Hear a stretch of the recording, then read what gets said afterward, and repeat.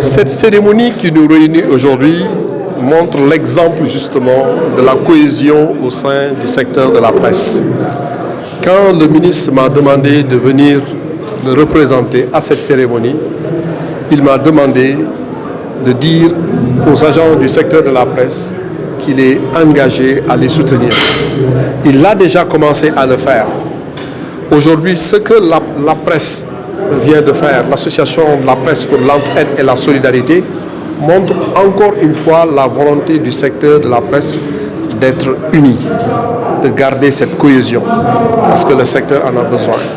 Le ministre, lors des conseils de réunion, justement, a réaffirmé sa volonté d'accompagner le secteur de la presse, non seulement du point de vue technique, vous voyez tout ce qu'il fait en termes de renforcement, de professionnalisation, de développement, que ce soit à travers la professionnalisation avec la carte de presse, avec le fonds d'appui au développement de la presse, avec les réformes sur la publicité, sur la régulation. Donc pratiquement, ça fait 1 an qu'il est là, mais il a touché à tous les secteurs qui permettent à la presse de se renforcer. Aujourd'hui, vous venez de poser un jalon extrêmement important, et c'est ce qui manquait justement dans le secteur, où il y avait une certaine précarité. Mais cette volonté d'aller vers la mise en place d'une mutuelle qui s'occuperait à la fois de la santé et de l'habitat, le ministre a déjà pris les dispositions nécessaires pour accompagner la mutuelle en termes de santé et d'habitat.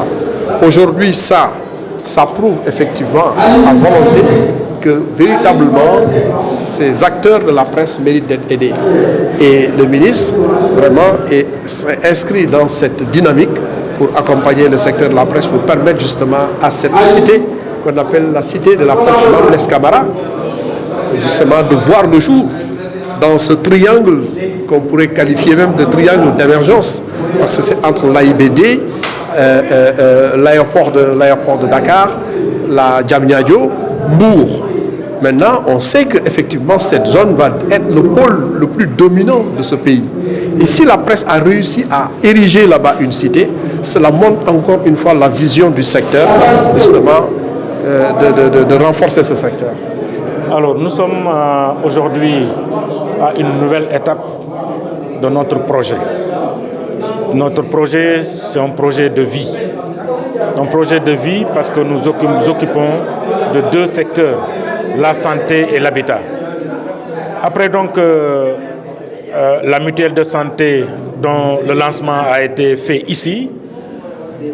Après ensuite, concernant la coopérative, des voyages à Mbour pour voir le promoteur, la visite de terrain, la signature de protocole. Aujourd'hui, nous sommes à mi-chemin de notre projet parce que nous sommes à la remise des numéros de parcelles aux ayants droit. Nous avons signé avec le protocole, que je remercie au passage Beka Imo, pour 200 parcelles, pour 200 techniciens de l'information et de la communication. Et il faut être très clair là-dessus, ce n'est pas que seulement des journalistes. C'est toute la corporation de la presse qui fait partie de la presse. La presse, c'est une entité de solidarité et de partage. C'est ça son objectif. Aujourd'hui, nous avons parcouru beaucoup de chemins. Nous sommes aujourd'hui à mi-chemin. Mais nous pensons que nous arriverons. Parce que nous avons vu la mobilisation de tous. Je pense que tout le monde a compris aujourd'hui que le projet est un projet innovant et que la presse a besoin de ce projet. Le projet, c'est la cité Mame Less Camara, un toit décent pour tous les acteurs de la presse. Nous nous battons pour que ça se réalise et je pense qu'aujourd'hui, c'était une étape importante. Une étape importante d'autant plus que nous avons une adhésion de plus de 300 techniciens de l'information et de la communication pour véritablement accéder à la cité. Donc je pense que ce que nous avons vu aujourd'hui, une cérémonie très émotionnelle, vous allez comprendre, parce que la cité s'appelle Mame Less Camara. Nous sommes dans une corporation où véritablement les difficultés sont énormes. La presse véritablement a besoin de se réorganiser socialement. Et nous pensons que dans ce cadre-là, c'est une mission accomplie parce qu'aujourd'hui, toute la presse, dans son ensemble, est ensemble pour ce projet. D'abord, ce fut un travail très difficile parce que nous avons rencontré plusieurs promoteurs pour avoir véritablement quelque chose de solide. Après donc ces rencontres, nous avons donc pacté avec Beka Imo pour l'acquisition de ces terrains. Mais au moment où d'autres payent 5 à 4 millions, 4 à 5 millions, nous avons négocié jusqu'à 1,8 million la parcelle. Je pense qu'avoir cette parcelle dans la région de Dakar ou dans la zone de l'AIBD, ce n'est pas du tout facile. Les conditions, d'abord il faut un apport minimum, c'est écrit dans le contrat, un apport minimum de 200 000 francs à verser avant le 10 décembre. Ceux qui peuvent payer tout de suite peuvent le faire et seront avantagés. Celui qui attend jusqu'à 1 an pour payer pourrait rencontrer des difficultés. Donc ceux qui payent tout de suite le 1,8 million ou payent plus que ça seront avantagés. C'est pourquoi les numéros que nous avons remis ne sont pas définitifs. Si aujourd'hui on se rend compte qu'au 10 décembre, il y a M.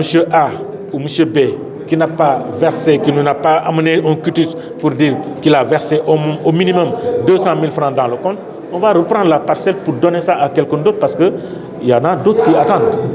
Donc il est forcément nécessaire de verser d'ici le 10 les 200 000 francs. Celui qui ne verse pas, on reprend la parcelle. Le pôle AIBD, c'est le triangle Dakar-Thiès-Mbour.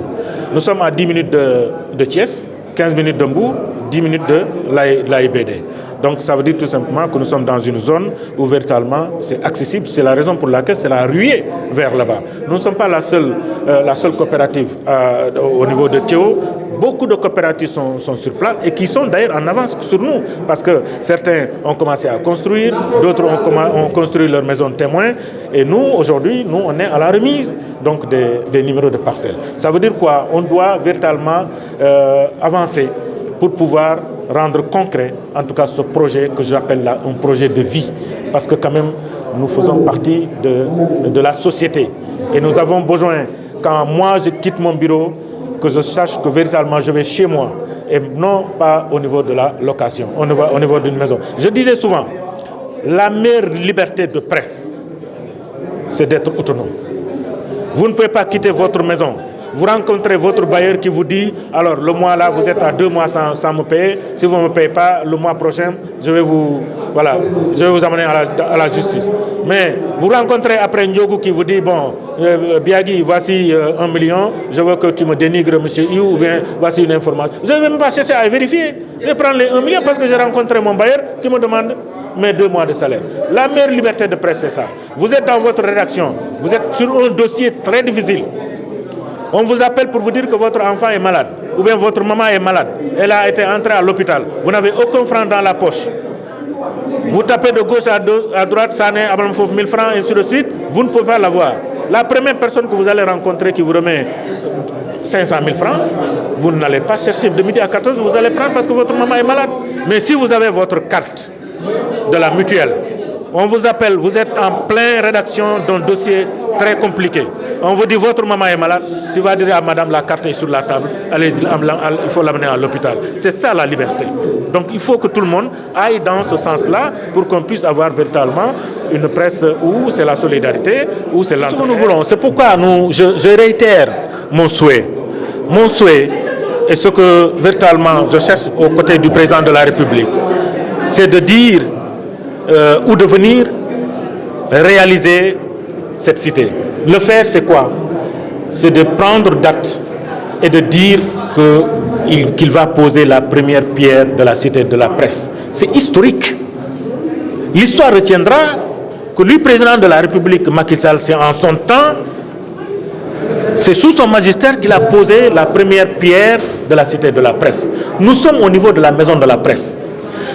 Abdoulaye Wade qui a construit cette maison de la presse, c'est historique. Macky Sall n'était pas président de la République, il était Premier ministre. Donc si lui parvient à poser la première pierre de la cité de la presse, vous voyez ce que cela fait. Au-delà même de la politique, mais c'est pour la postérité.